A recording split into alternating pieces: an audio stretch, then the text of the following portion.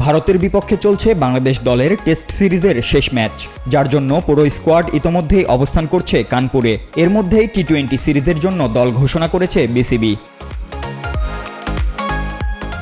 15 সদস্যের এই দলে ফিরেছেন মেহেদী হাসান মিরাজ। দীর্ঘ 14 মাস পর টি-20 দলে জায়গা পেলেন তিনি। সবশেষ গত বছরের জুলাইয়ে আফগানিস্তানের বিপক্ষে সিলেটে খেলেছিলেন 26 বছর বয়সী এই অলরাউন্ডার।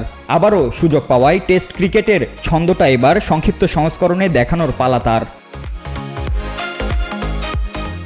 অলরাউন্ডারের সঙ্গে দলে ফিরেছেন ওপেনার পারভেজ হোসেন ইমন ও বাঁহাতি স্পিনার রাকিবুল ইসলাম। তবে এদের মধ্যে অফ স্পিনার রাকিবুল এবারই প্রথম ডাক পেলেন জাতীয় দলে। এছাড়া নাজমুল হোসেন শান্তর নেতৃত্বাধীন দলে নিয়মিত মুকরাই ভারতের বিপক্ষে দেওয়া স্কোয়াডে সুযোগ পেয়েছেন। 3 ম্যাচের এই সিরিজটি শুরু হবে আগামী 6 অক্টোবর গোয়ালিয়রে, বাকি দুটি হবে 9 ও 12 অক্টোবর।